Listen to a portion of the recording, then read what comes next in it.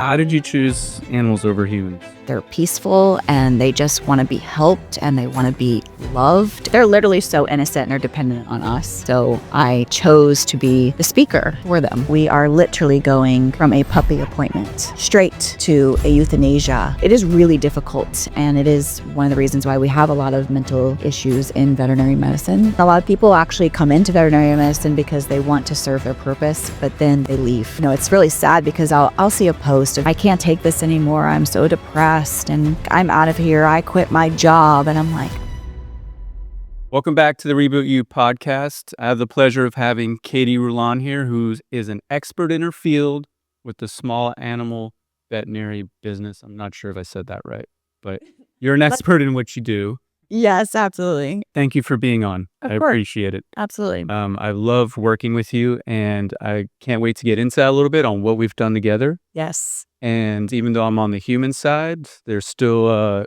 crossover when it comes to health and wellness. So 100%. yes. But before we even get into that, I wanted to ask you, so you're a mom, you're a business owner, a husband, A wife. you're a wife, you have a husband. Which his name is Rullan. I actually don't have his name. I know I have it on my profiles, but I still have my O'Brien because as a veterinarian, you come out and you're like a doctor and it's like Dr. O'Brien. Yeah. Didn't want to lose that technical identity in the clients that I had.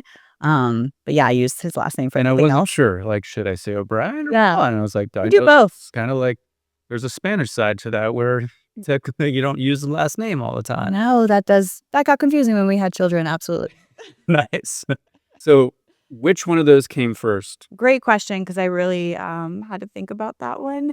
So actually, motherhood came first. Alberto and I got pregnant, and I was working as an associate veterinarian at the time. We had Michael. He's 14 now, so it's been quite a while. We had him. Alberto owned his own company. I was an associate. I really wanted to be just like Alberto and enter this entrepreneurial space. He was so amazing at it, even though he was holding all positions himself, which we now know is not the best way to run a business. Difficult. Yes, very difficult. But he was so inspiring and he loves what he does so much. And I love what I do so much. And I was like, listen, I want to help more people. The only way I can do that is by owning a business. So then we purchased a practice together. After that, we got pregnant with our second. So it went being a mom, being a business owner, almost being another mom. But before William came, we did get married. We actually got married on January 1st. So Alberto would never miss the anniversary date. Oh, nice. Yeah, he loves that. It's not your traditional order, but I feel like maybe it just happened the way it was designed to happen, right? Absolutely. I mean, life has ups and downs, and there's always going to be things that happen in your life, different situations. And my mother wasn't very happy that it happened in that order, but it's been the greatest journey that I've ever been on, getting married, having children, owning a business. And the past 14 years has been explosive and amazing. And I could not be happier. That's awesome. You guys are both successful business owners in the animal industry, but different categories, right? Absolutely. So Alberto is equine. So he has a equine and small animal rehabilitation facility here in Ocala, Florida. It's called Epic. And then he also has an equine veterinary practice called Performance Equine. And then we also have Maricamp Animal Hospital, which is small animals. So that's what I do. I service dogs and cats. I really service the humans. That's who I serve in order to get the medicine that the pets deserve to the actual patients. Okay. But yeah, dog and cat is the life that I live. Is it ever different than dogs and cats? Do you have like iguanas or Oh, no, sorry. parrots? No, thank you. Dogs and cats, that's strictly. That is it. Absolutely. No, we consider those exotics. And that okay. is so in veterinary school, and something you might not know about the veterinary industry, we actually learn all animals. Okay. So when you get out of veterinary school, there's different tracks. Like you can do a small animal track, exotic track, equine track. But when you're going to choose a track, But at the end of the day, you do learn everything. And so if you wanted to get out and be a farm animal, mixed animal, zoo animal, aquatic, whatever it is, you have the ability to do that. So I do have that knowledge. Yeah. Now, I graduated a long time ago. I didn't keep up with that. So I'm sure I could pop open a book and service a gerbil. I just don't want to. A gerbil, yeah. So what made you choose cat and dogs then? Oh, just growing up, I had to talk my parents into my first pet. It was a pug. She was the best animal ever. Because the movie came out. It was the one with Will Smith and the pugs. Will Smith? Yes. And the pugs? Yes. I'll think of the Oh, name. yeah, Men in Black. Men in Black. Yeah. So Men in Black was out, and it was like the time where I'm like, I want an animal because I want to be a veterinarian and all the things. I want to save animals' lives because people are weird. And we got a pug. I posted photos all over my house. We ended up getting a pug. It was the best decision of my life. My parents fell in love with her, and they just continue to get more pugs, and they keep naming her the same thing, which I think is a little strange, but a lot of people actually do that. Is there a number after it? No. 1, 2, 3? No? Junior, senior? No, just the same. Does he look the same? All pugs are fat and snorty. So, yeah. That's what I remember. Snorty and snotty. Absolutely. They're what we call brachycephalic, if you don't know. There's a lot of animals that look like that, like your bulldogs and your Frenchies, where they have the short nose and the very tiny nose so they can barely breathe. And their tongues are fatter, so it's even harder for them to breathe. And then here we live in Florida, so we have a lot of issues with respiratory with those guys and, getting sick. And not to talk badly about Frenchies because it's the number one dog right now. Oh, super cute. Super cute. Amazingly cute. But I personally would never own one because they have so many medical issues. But that's where all of this comes into play. How can we be proactive? Yeah. Aligning with you and being collaborative and seeing what on your side can we utilize to help these animals proactively so they don't have as many medical issues. They have back issues, skin issues, allergies, ear issues. They can't breathe, all the things. Wow. Is there something right off the bat that somebody who's going to buy a Frenchie can think about doing to help them, or? Yes, it's called pet insurance. Who? Right. You don't have pet insurance. So the thing with pet insurance, you have to get it right away, or else they start saying everything is pre-existing and then nothing ever counts. But pet insurance, at least the ones that we speak about, they're third party. I don't integrate with them. So owners can do the research and choose whoever, but they'll pay for joint injections. So they'll pay for stem cell therapy. They'll pay for platelet-rich plasma therapy. They'll pay for rehabilitation. We need to talk to them about getting the hair scan on that. Yeah, no kidding. Not to get into nitty gritties, but then does the insurance company cover it all, or do they work with the vets? And when the patient, which is the dog or cat, comes in, do you bill just like a doctor bills? Yeah, so it's a little bit different. We don't have really any part to play with the pet insurance companies. We just do the recommendation because we know, I'm very transparent with my clients, and that's something that I'm pretty much known for. I literally will ask people when they come in with a new puppy or a new kitten, do you have 20 grand in the bank reserved for your pet?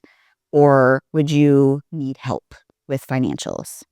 And if they look at me and they're like, dude, I got tons of money, great, you don't need pet insurance because you can pay for whatever is needed for your animal whenever anything happens. Wow. But if you need financial assistance, then you should be not getting that Starbucks coffee and paying for pet insurance because it's a low cost every single month. Thank you.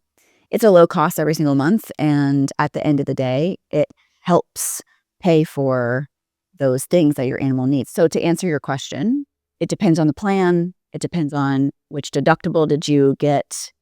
But one of them is called Trupanion, and they actually do pay at cashier. So instead of running your credit card for $2,000, we put it through their system and they say, okay, we approve $1,000 of that for us to pay. And then you only run your credit card for $1,000. And then Trupanion pays the rest at cashier. Yeah, okay. Wow, that's a cool concept. I've never had that question asked me. Yeah. But I think it's important because that's part of our responsibility of having an animal. It's essentially like our kid. We don't have kids. So for us, those are our kids besides nieces and nephews. Yeah. And I never thought about insurance for them just because I don't know. I guess growing up, I don't remember, probably because I was a kid, but I Well, don't. it wasn't a thing. It really I wasn't a don't. thing. Yeah. Okay. Like going to vet school. So I graduated in 2007, and we didn't talk about pet insurance at that time. Yeah. And it's, back then as well, a GP, general practitioner, they did everything. Whereas you roll to today, and obviously the prices are a lot higher. We're doing a lot more diagnostics. We're diagnosing a lot more disease processes because we're doing more diagnostics. And therefore the bills are going up. And it's understandably. And then as a general practitioner, we only do so much. Now we have oncologists, so we have cancer doctors. We have dermatologists, skin doctors. We have cardiologists, heart doctors. So we refer out for the specialty things.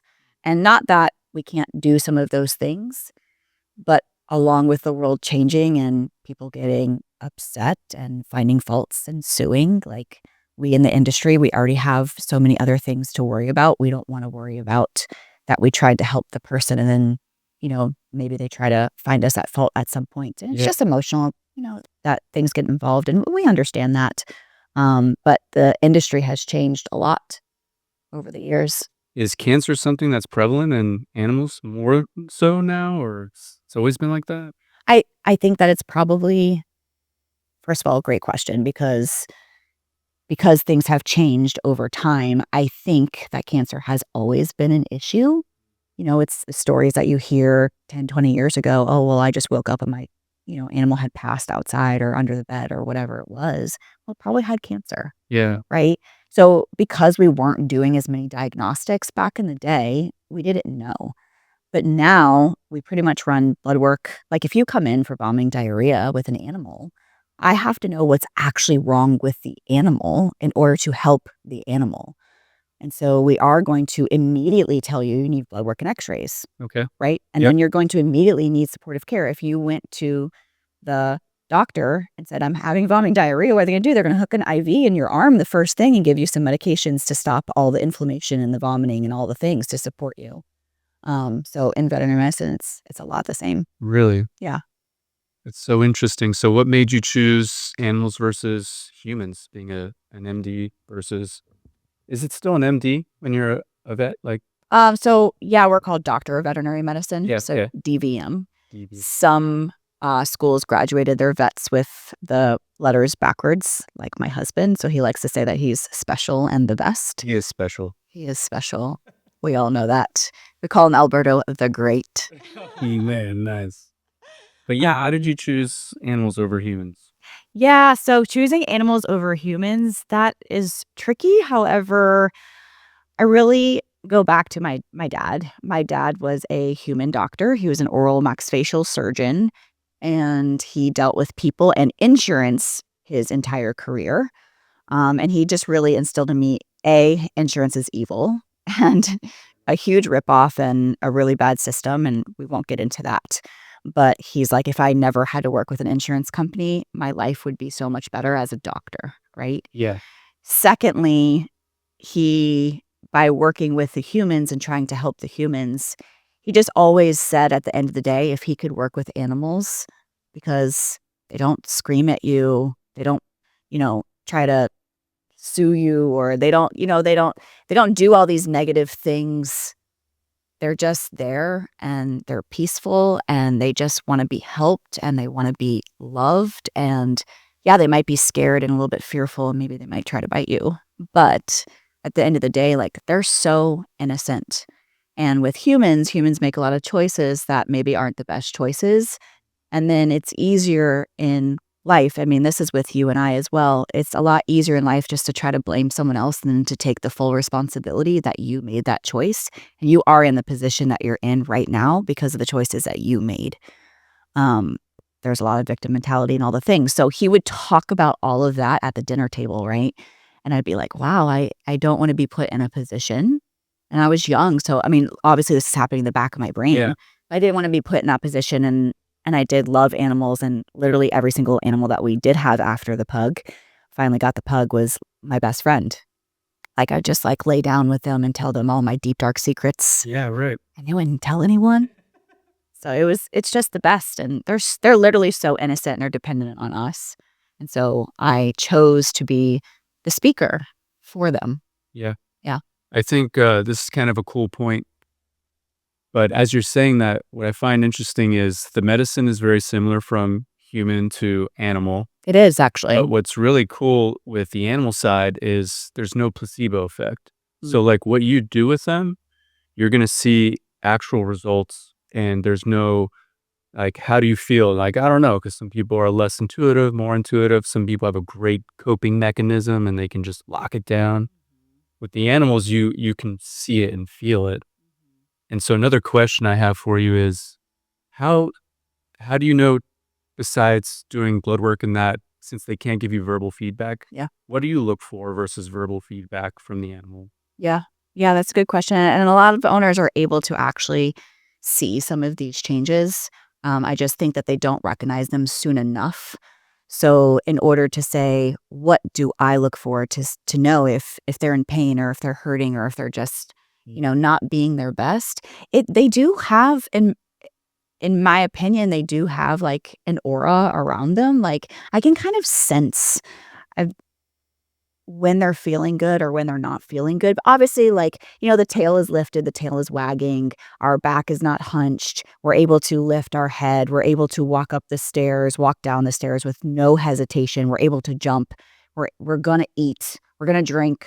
Yeah. We're going to do all the normal things that I normally do. That is the stable datum. That is what is your animal when it's feeling its best. But you can have an animal that the owner thinks is feeling its best, but it's actually in pain. And so that's where we come into play.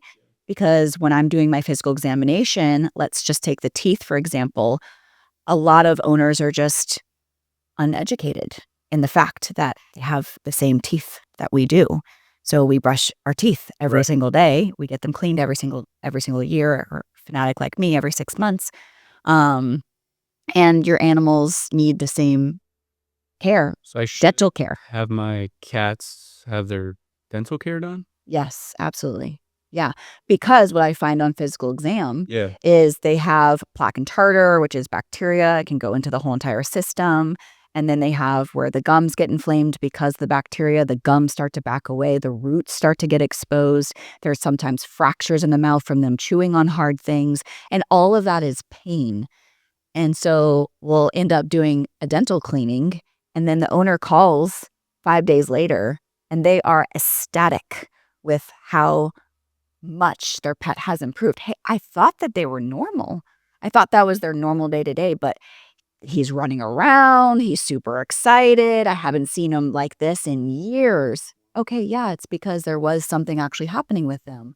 Or we'll run blood work and find something and fix it. Or, whatever it is, there's a lot of disease processes out there just like humans. Yeah. So how often should somebody bring their animal in for like a dental hygiene? On the dental side, if Yeah. it is a small animal, so I would say 15 pounds or smaller, or animals that are predisposed to tack on more plaque and tartar faster, that would be like greyhounds for an example, every 6 months, they would need a dental cleaning. If the owner is willing to do more and more dental prevention, like brushing the teeth, water additives, dental chews, all in combination, then you can spread those out. But if you're looking to actually keep the teeth and keep the pet out of pain, Yeah. then it would be every 6 months. For a normal pet, other than those two I just described, it's every year. Okay. Okay. Well, that's good to know. I've never done that in the years of having cats, but Yeah. it makes sense when you're saying that way for sure. Yeah. It's the same as us, right? I guess it's the same as us. Yeah. That's the way we should What? look at it. Do you want inflamed, bleeding gum? No, I don't. No, you don't, right? I do get my teeth cleaned every 6 months. So there you go, fanatic like me. I'm Congratulations. not my cats. Absolutely. All right, I need pet insurance. Totally. I've been doing the epigenetic testing for the humans since 2014, so it's been a long time. In the last, I want to say it's 3 years because time flies. It does. Crazy. Especially when you have kids. I It don't. goes by so fast. Okay, I don't need to go any faster than that. I know, right? So I think like 2 to 3 years ago, I reached out to you and said, hey, so we're able to do this epigenetic testing now with cats and dogs, small animals. And would you be interested in being part of that process and signing off on it and hopefully getting to a point where we can see that grow and make it into something that people can use at home too.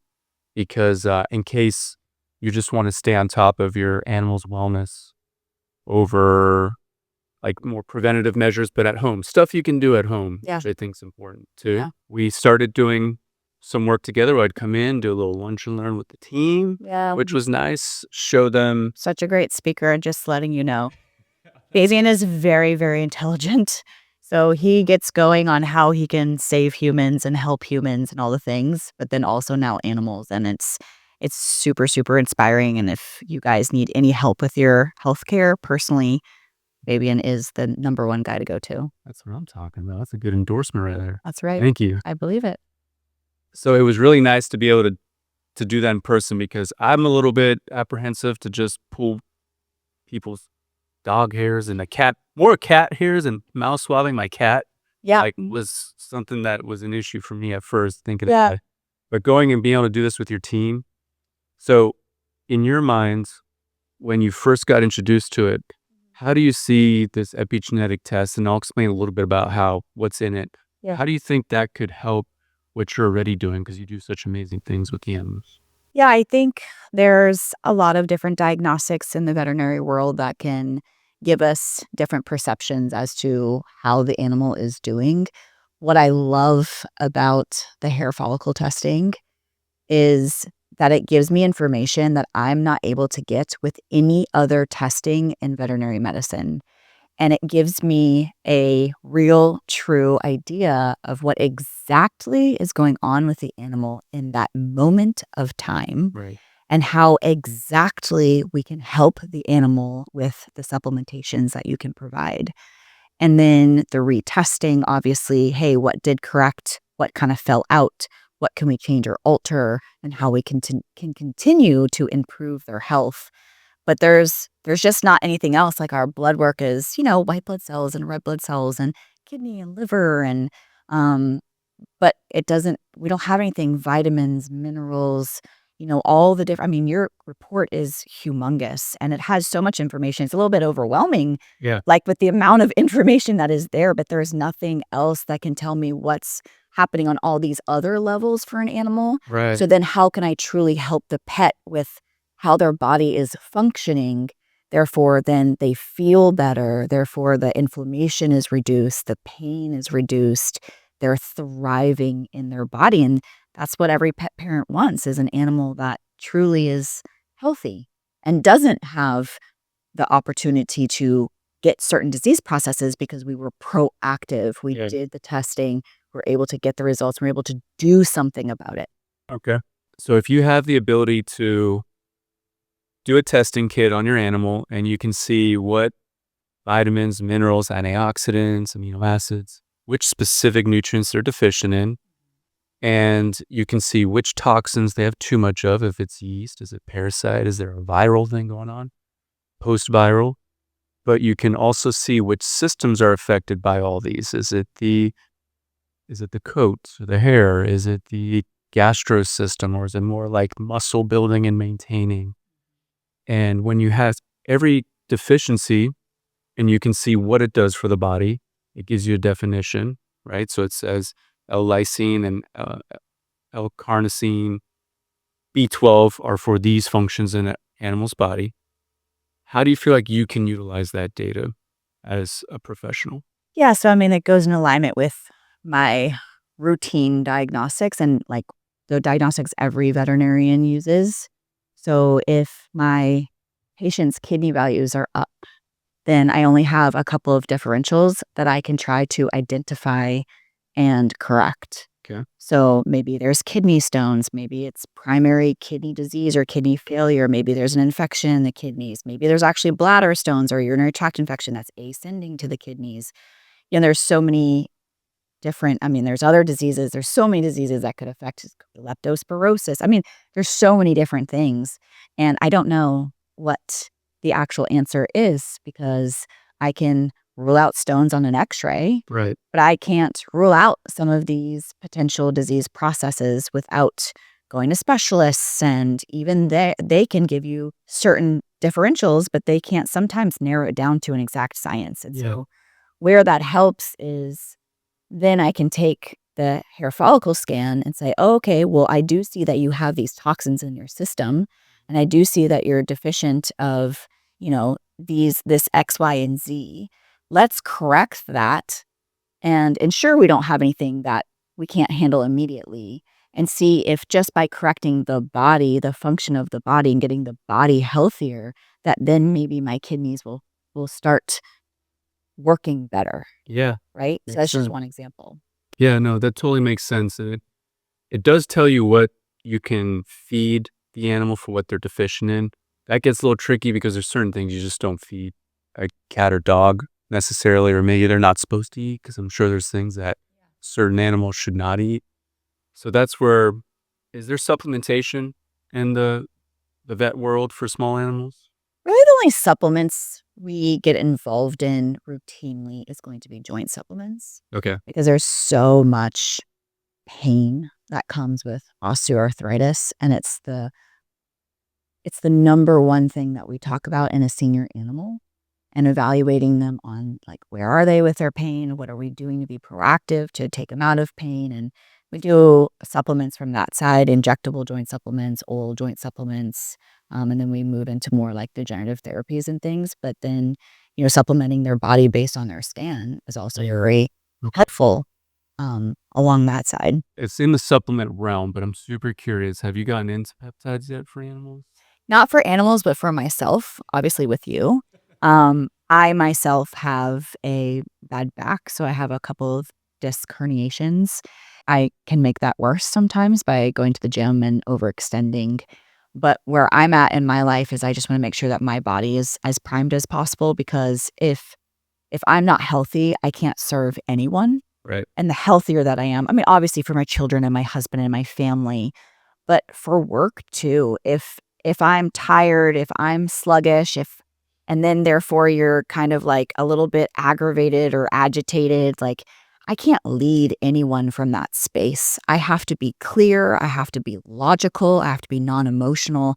I have to be, solution oriented. I have to be all of, obviously, like, good emotions, excited, all the things. I have to be up here in order to truly create a space and environment for my team that resonates growth, that resonates helping and serving people to the maximum, like all the things. And so whether it's for my family or for the team and for my clients, like, if I come in as a grumpy veterinarian, do you think I'm going to help any animals? Right. Like, no. So with you, I've been able to kind of optimize my own health through, the colonics and the IV therapies and the red light therapy, hyperbaric oxygen chamber, peptides. Like, I can just go on and on, all the services that you provide in order for my body to be as primed as possible, so I can then go and serve people and help pets. Yeah, no, that's awesome. And I talk about that a lot because when you have so many things that you do in your life that is in excess of probably what we're meant to do, which is to run businesses, be a mom and a wife and all of that, right? That's just like a professional athlete who has a whole team behind them that takes care of them. But you don't have a whole team necessarily behind you. I'll take team. I know, right? If we should all Have a team. like a glam squad and a wellness squad. You know what I mean? That'd be amazing. Well, you're my wellness squad. Oh, so that I'm my own glam. This is as good as it gets. But for team and support, like, obviously finding a partner, I think that's one of my biggest things that I love to kind of hit on a little bit, is finding a partner that truly supports you and wants to grow with you and actually has growth and goals in their mind. I think is very, very important, because like both of us, we were just doing personal, professional, financial goal planning with our team, but we have our own 1, 3, and 5 years. And for a long time, and interesting, we just found this out last year, having the realizations, growing on our own leadership skills and growing more businesses, we kind of found out that we had our own 1, 3, and 5 year goals. But last year we put them together collectively and we made it like our goals. And it's not that it was wrong or it wasn't going well, but we did find ourselves kind of growing apart a little bit, because I had all my goals and he had all of his goals for business wise. Family was the same, but business. So then we said, okay, great, let's align the businesses. So what does that do? Well, it created a space where it changed the way I kind of look at some of my goals, and it changed the space of what we say yes to now and what we say no to now, and our priorities have shifted a little bit in order to make sure we look at them literally every day. Like every day, Alberto will ask me, today, did you work towards your goals or did you work away from your goals? He says it way better. But that's the point. The point is every day you choose your own actions. And so did your efforts and your energy get you towards the goals that you wrote on that piece of paper? Or did you detract from those because you chose to do something that was inefficient or didn't move you towards that goal? Okay. And But he's very supportive of all my goals. that's awesome. And I think that helps. But then again, being spouses, is there times where you get that question? You're like, you know what, dude, just back up. In a moment, yes. I will say he is a tad more driven than I am. He is literally a driver. He moves very quickly. He makes decisions very fast. I am an analyzer, so I sometimes will get stuck in analysis paralysis. I need all the data to make the decision, and it slows me down sometimes. And so when he's in driver mode, and I'm like, I don't have enough information. I do, but I don't know. We're in such a place where together we know each other, we trust each other, we can make decisions outside of each other and know because we have the same goals and we support our growth towards those goals with our family involved, that we can make decisions very calmly and easily and know that whatever it is, it's going to be okay because it's towards the goal that we set. Yeah, I think that's the key. That's really cool to hear. Like what are a couple things that you do that you feel like you saw your business excel in when you started adding these in either daily or weekly, whether it's in your practice, daily life as a veterinarian? What's a couple things that you've seen that's improved, that you've done and implemented? Absolutely. So the number one thing, which we discussed a little bit, is health. I have to be as healthy as possible. We go to the gym at 5 a.m. every single morning.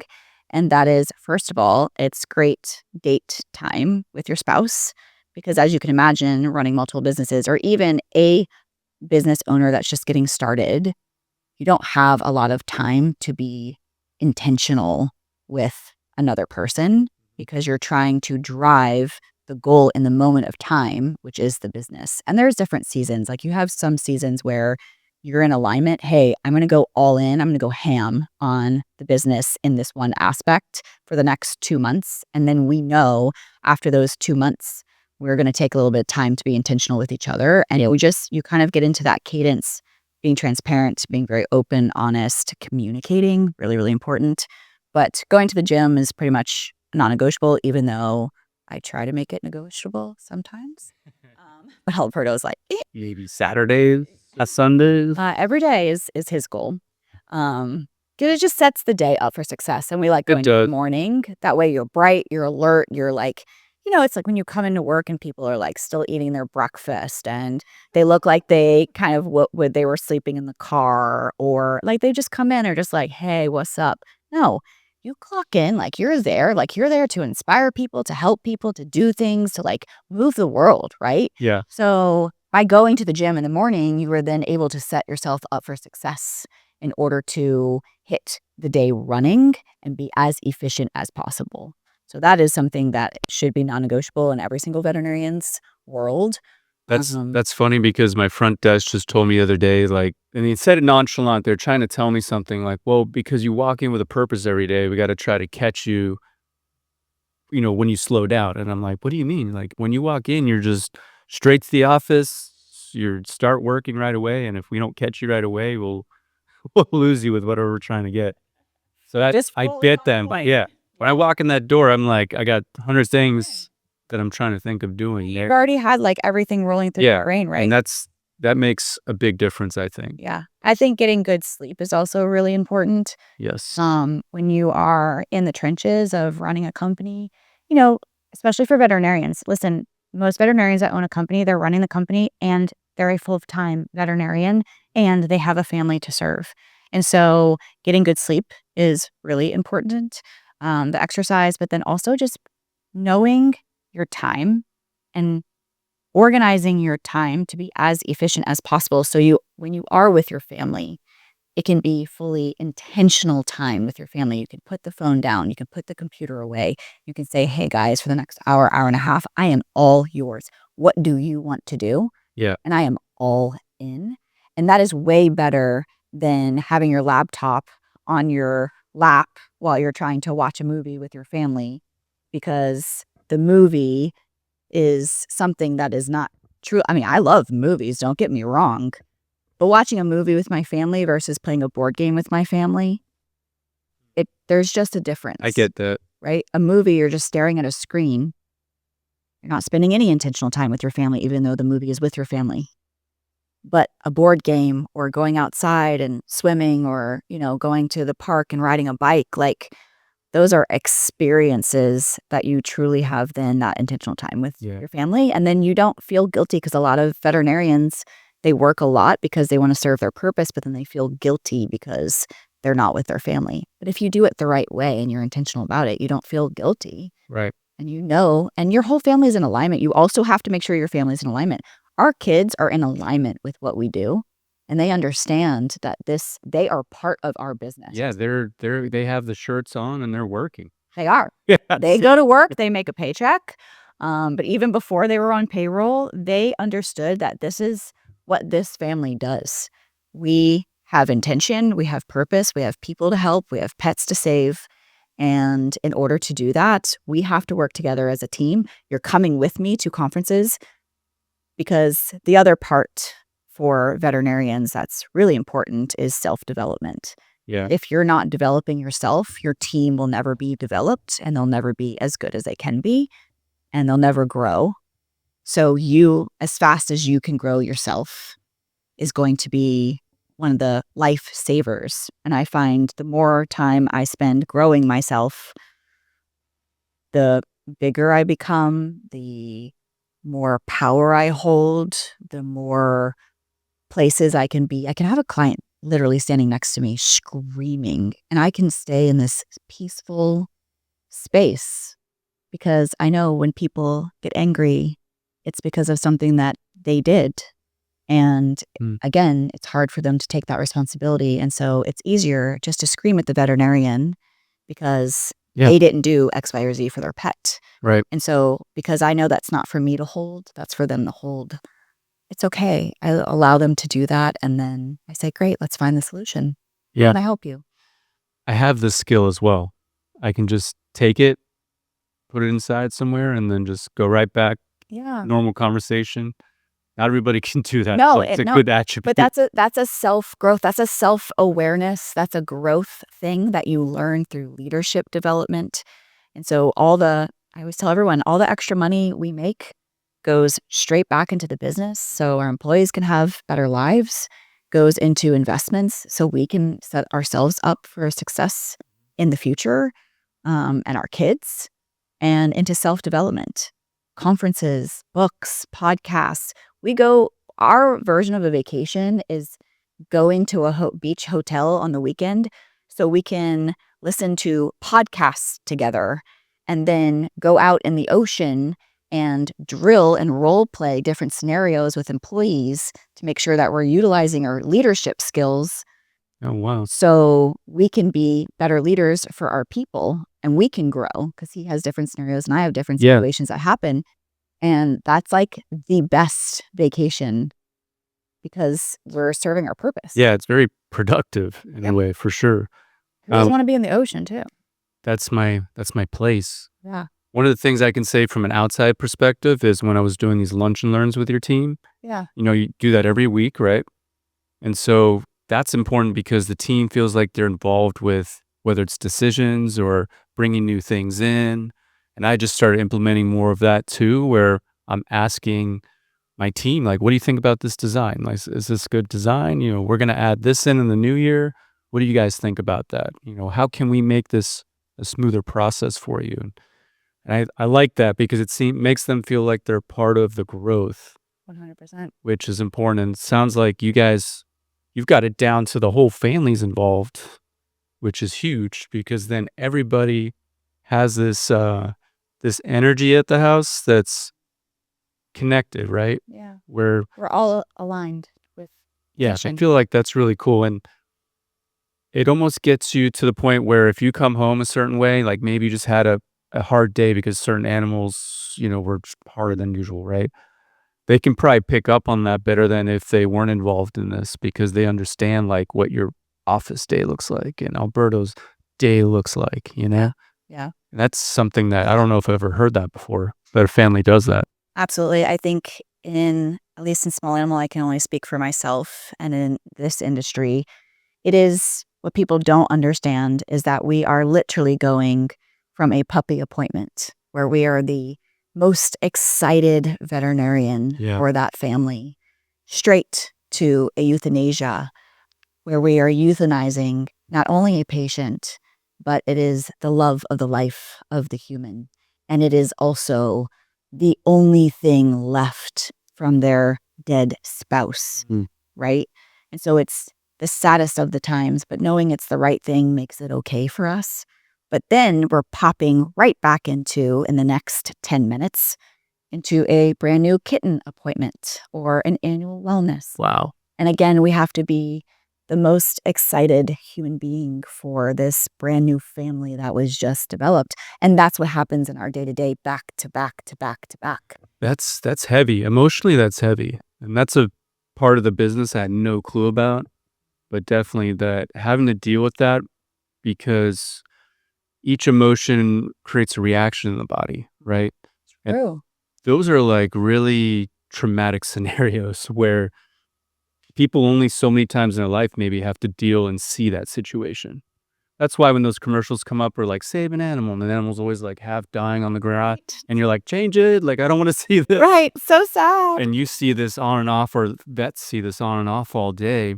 I mean, how can you how can you take that and just not let it affect you too much? Yeah. I think serving my purpose allows me not to have it affect me because I do understand when I euthanize an animal, it is for the best thing for the animal, right? So I'm actually relieving it from its suffering and its pain, and I'm okay with that. Okay. And I think that it is really difficult, and it is one of the reasons why we have a lot of mental issues in veterinary medicine, like the mental health issues and a lot of depression and sadness. There is, huh? Yeah, and a lot of people actually come into veterinary medicine because they want to serve their purpose, but then they leave the industry because it is so difficult on them and they don't know how to handle those emotions. And it's it's really sad because I'll see a post, a veterinarian, I can't take this anymore. I'm so depressed and, clients aren't nice and keep euthanizing animals and like all the things. And they're like, I'm out of here. I quit my job. And I'm like, no, you can't do that. You cannot allow the negative emotions of the world to affect you and detract you from your purpose. What you need to do is sink harder into why are you a veterinarian and how can these scenarios feed that purpose, and you need some communication training because you need to know how to handle a client that isn't maybe the happiest. Yeah, right. And then not to just take it on yourself. Too many people take the emotion for themselves, and it's a very difficult skill to learn, but you can learn it and you don't need to take everyone's emotions for yourself. Yeah, I agree with that. So there's I want to kind of wrap this up with the last question because I've noticed it for sure. But over the last maybe year or period of time, I feel like you've made a big transformation physically. Like you can just see it and just the way you present yourself. Was there a time that just made you create this pivot or something that pushed you in that direction? I think for me, the change has really just been realigning those goals with my husband Nice. and getting we have a consultant. It's a new consulting firm we've been using for a couple of years now, and their focus is really on those goals for yourself and your team members, and having that structure and then realizing what's truly important in your own life and understanding people are there, but they're also there for their own lives, and just aligning all of that together really put me in a space where I was like, in order for me truly to lead people and help people, whether team members or clients, I have to be the very best me. And the only way to get there is to align with you and become healthy and to do more self-development and more leadership training. And between all of that, I've been able to kind of truly transform into this peaceful, healthy human being that, is happy and able to serve everyone collectively. So how does Reboot help you with that? What does that mean to you, Reboot? When I first came to you, it's because reboot your whole entire system, Right. right? You're just a disaster. Every human is literally a disaster because we're trying to handle all the factors of life. Yeah. And the last thing that you think about is helping yourself. Yeah. At least that's myself, my friends, my colleagues. The last thing we think about is maybe we should go get an IV and have some more, whatever you put in those things, you can explain it. But it's amazing. You feel so much more put together when you are actually taking care of your body. And those colonics are no joke. The things that I saw coming out of my body is unreal. I'll never forget them. But they're out of my body, right? But then how do you keep them from developing in your body and harming you? There are silent killers within your body that you have no idea exist. And when I first came to you, I had no idea. And then we did the whole detox program and, just keeping up with all of that. And it's just been a game changer for my mental stability, for just my a disaster. personal health. Literally Everything a gets disaster affected. Sexual because health, everything we're gets trying affected to handle all when the your factors body is of life. primed. Yeah. And the But last if you're thing not that you doing think the about tests is helping and if you're not yourself. analyzing At least that's your body, myself, my which friends, most my doctors colleagues don't do, The last thing we think about you is have no maybe we idea should that go stuff get an exists. IV And so it's and this huge have world some that you kind more of get to whatever you open put in and those be things, you can explain it. this But is it's amazing. amazing. And for me being an analyzer, I'm all so this much information I more get put to together. analyze. That's so much When fun. you are actually No, taking care it's of your body. the way and you keep that away and you keep your body primed is helping it deal with the environment. A lot of us have really hectic environments, and our body really isn't designed to deal with that. The constant stimulation is not what we're designed. We're designed to have rest and action, not just action, action, action, like the movie Crank. We're not supposed to be high adrenaline all the time to stay alive, And stress. but we are. And so what we have to do is we have to prime the body and help the body deal with it. And that's really what we focus on, is your body should be able to detox itself. But when you have so much going on, the trash fills up and there's nobody to take it out in the kitchen. So here we are. We do a colonic to help take that trash out, give you a new trash bag, and then you can keep going and keep doing what you need to do, because you guys as a family, have an amazing vision in what you're doing. I don't know many people that are aligning as a whole family like that. So what we want is we want to be able to be there at any time you need to help your body. A lot of us have really hectic environments, and our body really isn't designed to deal with it. Yeah, we just want to be there to optimize your body, whether it's not an IV what we're designed. We're designed to have rest and action, amino acids, not just supplementation, whatever it is. We use data to figure that out, but also you end up learning what you need. And there's a point where you come in and so what we have to do is we have to prime the body and help the body deal with it. And I don't question that, because I know that's really what we focus on. You know better than anybody your body should be able to know that you need that colonic, because something when you have so much going on, the trash fills up and there's nobody to take it out in the kitchen. So here we are. You can self-care. We do a colonic to help take that trash out, give you a new trash bag, and then we just have the tools going.